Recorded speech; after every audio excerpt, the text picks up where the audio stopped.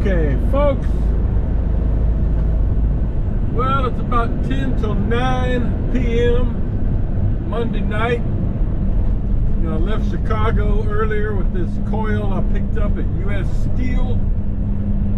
I might talk about that a little more.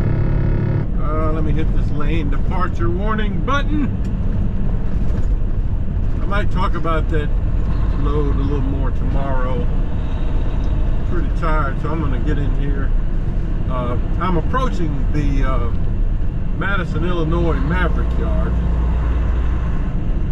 You know, this load goes to Catoosa, Oklahoma, so had to come right through here anyway. You know, right through St. Louis to hit 44, going across Missouri toward Tulsa. So it's only about you know, this facility is only about probably less than 2 miles off of, you know, the I-70, I-55 there as it approaches St. Louis. So I just decided to stop here. Usually I don't drive this late into the evening, but I kind of got a late start this morning.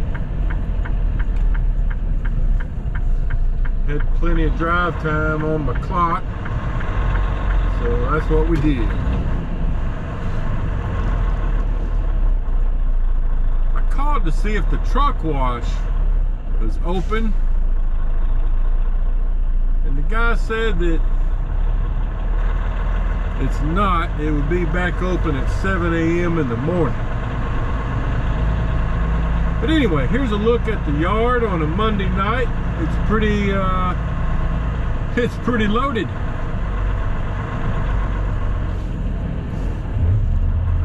Let's see.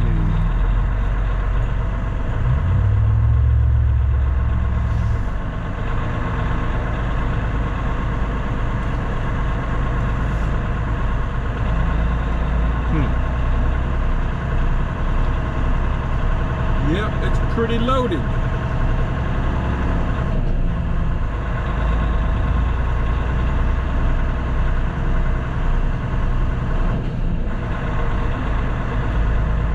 My truck is so dirty. I really hope I can catch the truck wash in the morning.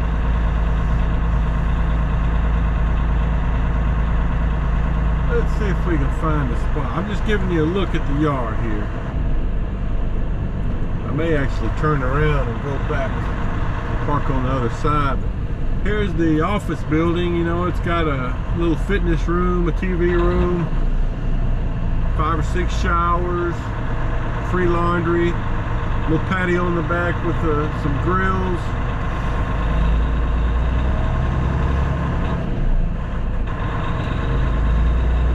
Yeah, I think I'm just going to turn around and go back to the other side. There's more open spots over there. Sure is a lot of empty glass trailers here. Here's the shop. Got a 6-bay shop right here.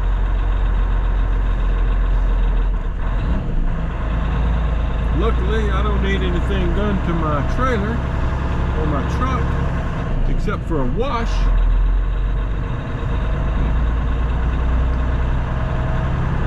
All right.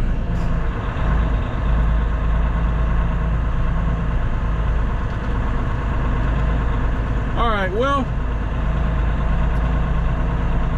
like I said, it's almost, by the time I get parked, it'll be 9 p.m. so I won't be able to get going in the morning till 7 or after. So I'll see you then. Okay, guys. Welcome to Tuesday morning. I'm here at the Madison Maverick yard, and I'm the first truck into the truck wash on this nice cold Tuesday morning.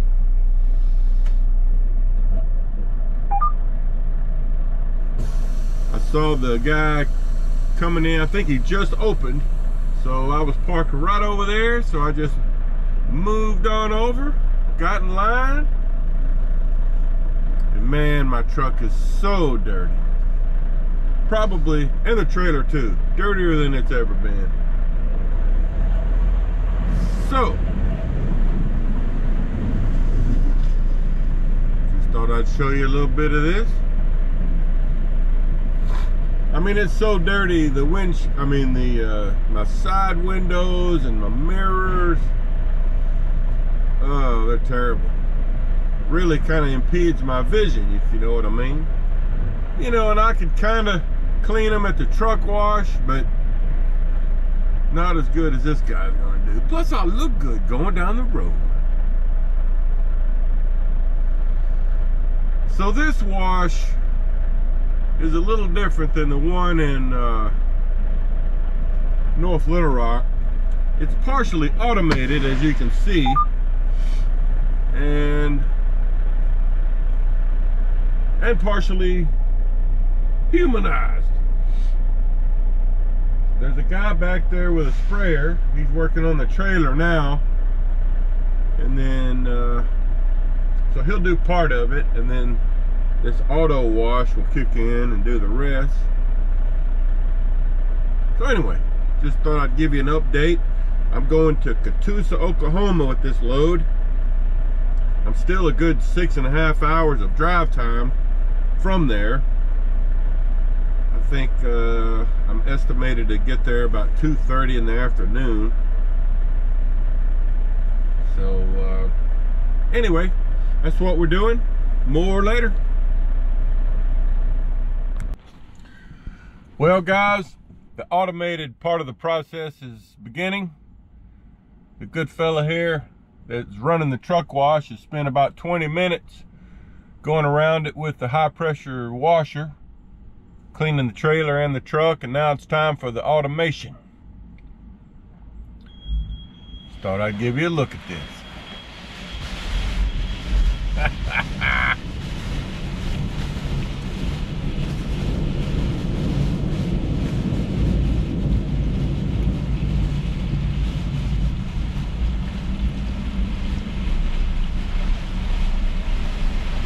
And you know, these new wings, they call it, this mirror eye cameras, you know, that are outside up above each door. When I went through the phone training on this system, the guy told me whenever you went through the truck wash to close them. You know, there's a button down here that will close them in toward the truck, so they're hugging the truck instead of sticking out. I mean, they're weatherproof, but just an extra precaution to keep high pressure water off the components.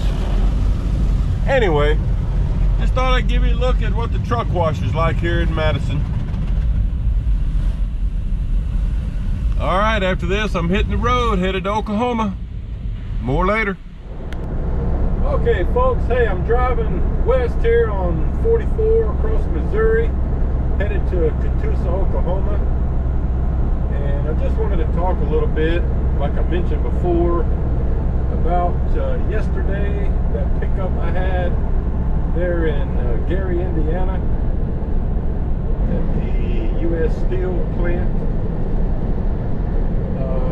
Just to give you guys, sorry about that. Just to give you new guys, or soon to be new guys, you know, let you know that, you know, it's not always fun out here. So, and I really had kind of made up my mind I was just going to forget about it. You know, I've made it to a new day, got out of that day, it's all over.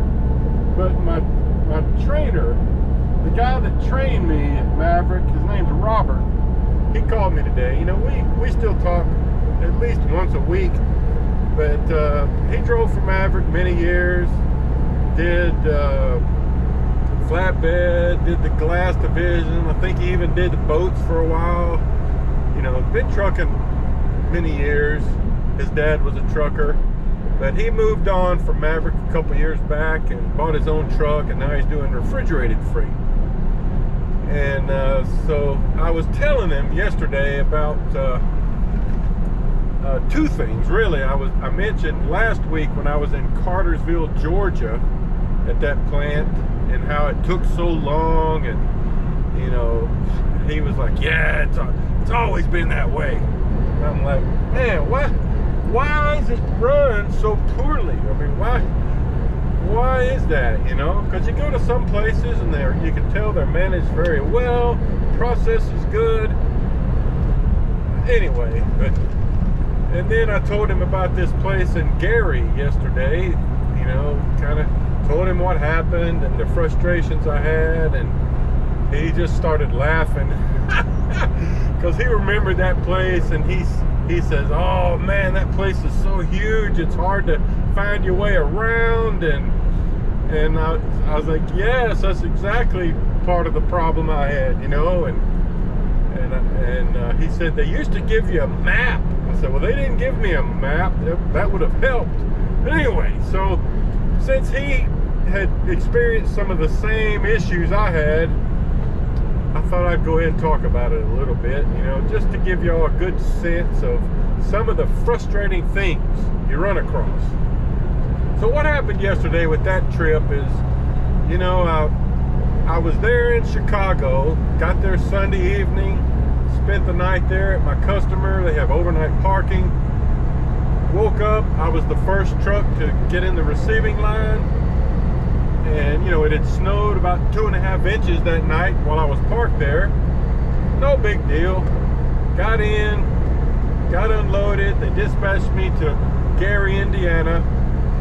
And the first frustrating thing is that,